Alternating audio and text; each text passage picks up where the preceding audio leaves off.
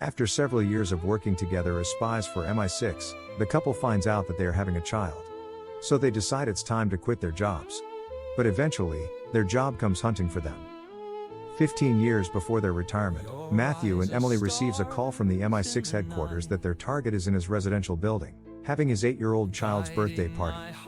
Arriving at the location, the two disguises themselves as a French couple using the facade that they are French arms brokers. They manage to play the role perfectly, so that their target, an arms dealer known as Gore, doesn't suspect anything and allows them to have fun at the party. Using his handshake from earlier, Emily employs a device to scan her arm to get the fingerprint, which she uses to retrieve a device known as the ICS key, a device also known as a master key. Anyone who has the key is capable of destroying a whole city. An alarm goes off and the mansion's security shows up, but they are no match for the couple as they quickly take them out. Chuck, their mission supervisor, tells them to quickly get to the meeting point for extraction and not to mention anything about retrieving the ICS key to anyone. Arriving at the extraction point, it's clear that a fellow agent, Baron, shares a keen interest in Emily, but he doesn't show it. Inside the plane, Emily reveals that she's pregnant with Matthew's child and is scared that he wouldn't admit being responsible for it. In most cases, raising kids as a spy isn't ideal. However, he really wants to help raise the baby and is happy to finally become a father. To celebrate the moment, he tells the flight attendant to bring them some champagne. At that moment, Emily tries to use the bathroom and isn't allowed, noticing something unusual. Before they can think, Emily is grabbed from behind by the flight attendant, who demands that the ICS key be given to him. Matthew gently brings it out and throws it to him. Distracted by it, the steward lets go of Emily, and they quickly grab him and tosses him away. A brawl begins, as it turns out that everyone on the plane also happens to be a bad guy. Emily disarms the gun before engaging with the bad guys, but the air host manages to find it and loads the gun. He's about to shoot Emily, but Matthew grabs him from behind, causing him to miss. The bullet hits the pilot and without any control the plane crashes onto a mountaintop, with the air host holding onto the key as the plane is divided into two halves by the impact. Before they know what's going on, the plane is about to hit rock bottom. Seeing this, Matthew grabs a parachute and gives it to Emily. Since it's the only one left, he tells her to take care of herself and the baby as he's about to sacrifice himself. At that moment, Emily doesn't listen to his nonsense and grabs him by the thigh as they glide through the snowy mountains. After landing safely, Matthew says they really don't have to continue being spies now that they're expecting a child. Since their plane crashed, headquarters would think they didn't make it out alive, and this is their opportunity to go off-grid and start a new life as a family.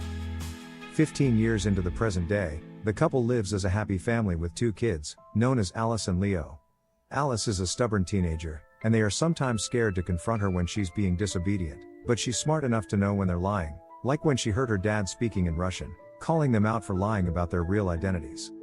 Inside the car, Emily tries to be nice to her daughter by asking her if they could see a movie later, but she refuses, saying she has a study date with one of her friends. Arriving at the school, the couple watches their daughter kiss her boyfriend and even uses binoculars to get a better view. Seeing this, Alice calls them out and thinks they're acting weird in front of her friends. At home, Emily keeps complaining about how she cares so much for her daughter, which she never even received from her mother. When she hears a beeping noise, she finds out it's her daughter's computer. After trying random passwords to get in, she notices a scratch paper behind the computer and guesses the password right. Matthew comes to join her, and she points out that Alice might be lying to them. As spies, they should always watch their kids. She finally enters the password and discovers that Alice is at some location and not at her friend's place, just like she mentioned earlier. Using their phone GPS tracker, they finally find out she's at a club. Arriving there, the couple tells their daughter to leave the place, but she points out that other kids her age are having fun too, revealing she has a fake ID that allows her to enter the club. At that moment, a guy walks up to Emily, saying Alice isn't going anywhere, calling her a boomer. As Emily starts to walk out, she's grabbed by the guy. Furious, Emily grabs the guy by his throat, smashing his head on a platform. A huge fight breaks out, and Matthew has to fight too. The couple ends up crashing the party. Matthew notices a kid recording them and grabs his phone to delete the footage. Inside the car, they argue about her lying that she was studying at a friend's place. She's more curious about how her parents could fight like they did in the club. The couple lies again, telling her that they learned a few moves in a taekwondo session, and with practice, they've come to be great protectors. Emily doesn't believe them and goes back to her room. Emily can't help but remember the good old days as spies as they discuss it. To ease the tension, Matthew tries to calm her by reminding her that they decided to leave that life behind because of the family they chose to have. To lighten the mood, Matthew spars with her.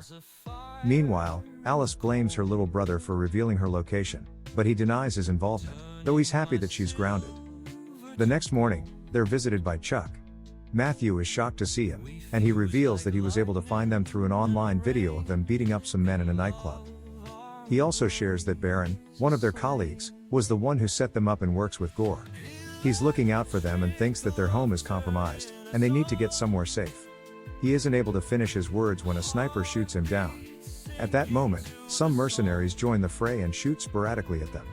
Thankfully, the kids are in school, and they're able to dodge the bullets and make it out with their car to pick up their kids. While trying to evade the chasers, Matthew reveals he's with the key and didn't actually give the host the right key during the plane incident. He reveals he hid it in Emily's mom's house in England. Emily is understandably not fine with the fact that he hid everything from her. When a car comes too close, Matthew fills a Diet Coke with Mentos and throws it at the bad guys. The splash causes them to lose control and crash into a truck, sending them flying. They quickly pick up their kids and head straight to the airport. The kids keep asking them lots of questions, and they begin to reveal some secrets they've kept from the kids their entire lives. To answer their questions, Emily reveals that her grandma is still alive and they are going there to stay for a while. Arriving in London, the couple keep hiding their faces from cameras and Alice still doesn't understand anything. They quickly take a bus to a secluded parking lot and steals a car, pretending it was left by their personal chauffeur. Meanwhile, Baron arrives at the airport following the camera footage to find their current location, and some of Gore's men are also trailing them. Inside the car, the couple asks their kids to switch off their phones to avoid being tracked. When they run out of fuel, they decide to stop by at a gas station. The kids begin to argue about the real identities of their parents. Looking at their passports, they're shocked to see that they answer to different names. One of the kids even Googles their last name on his place switch, only to find out that the identity belongs to a deceased person. The couple begins to make plans on how to assess the situation. Matthew shares that they need to get the ICS key and take it to MI6 for immunity. At that moment, a group of Gore's men arrives at the gas station. Seeing this, Matthew uses a gas pump as a flamethrower to fend off the bad guys, while Emily happily engages in hand-to-hand combat with them, as their kids watch in awe, shocked to see if it's really their parents pulling off those stunts. After the fight, the couple quickly takes the kids into the car as they drive off. Baron arrives with his agency, and Matthew, trying to create a barrier between them, shoots at a truck carrying huge pipes, causing it to fall onto the road and block Baron and his men from chasing them. While in the car, the kids are hellbent on knowing who their parents really are. Unable to defend themselves anymore, Matthew reveals that they work for the CIA as spies, but that was in the past. At that moment, Matthew learns that his son's switch has a Wi-Fi connection, so he takes it from him and tosses it across the road. Arriving at Emily's mom's house, a gunshot suddenly echoes through the air, revealing that Grandma just shot down a harmless bird. A heated argument ensues between mother and daughter, but they take it inside. Matthew tries to calm the tension by revealing their true intentions for being there. At that moment, Grandma's love, a middle-aged man known as Nigel, walks in to greet everyone and wants the kids to refer to him as Grandpa. Meanwhile, Baron, with the help of his partner, is able to track down their location after finding out that Emily's mom actually once worked for MI6. Nigel takes the kids to his special room, where he tries to show Leo his school stuff, pointing out that he also writes computer code, trying to impress the kids. Matthew finally reveals to Grandma that he hid the key in his compound and only came for it. Another heated moment ensues, and Emily reveals that her mom was never there for her growing up.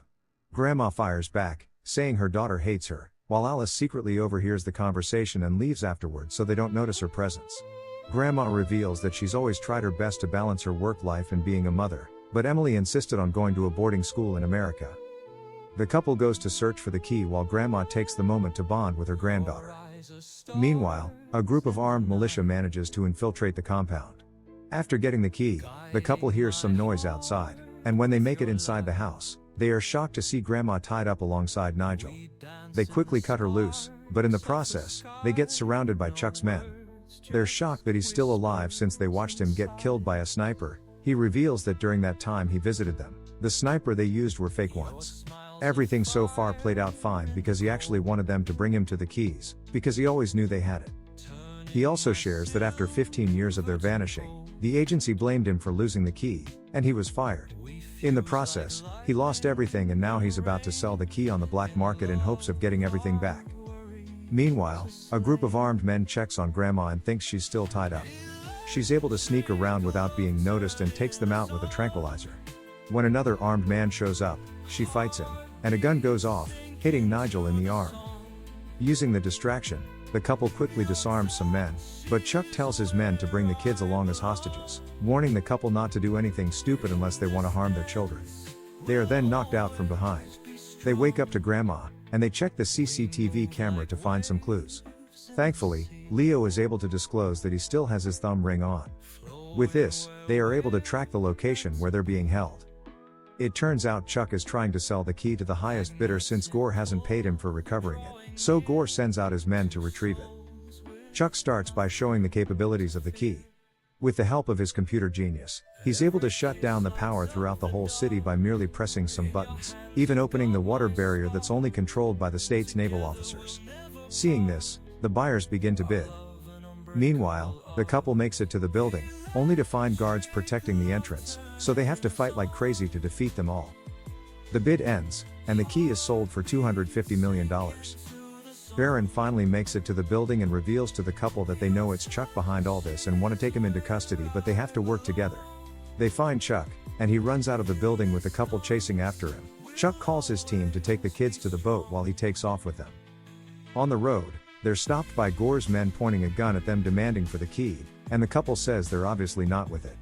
At that moment, a sniper dot shows up on one of the guys' faces, and it's revealed that the shooter is none other than Emily's mom. With this, Gore's men surrenders and they take their bikes and chase after Chuck, who's already driving off on a boat with the kids. Meanwhile, some of Gore's men receives a call that they escaped, so another group chases after the couple on a bike, but after making a quick turn the riders end up in a dumpster, while Emily pushes her pursuer onto a platform that causes him to crash. Emily manages to find a boat and chase after Chuck, while Matthew joins in afterward. One of Chuck's men controlling the key is asked to join them. Nigel can't stand by and do nothing after seeing the Chuck's men, so he drives with speed to crash onto the car, causing the driver to lose consciousness. He goes in and tells Grandma that he got the key, and she tells him to try and close the barrier.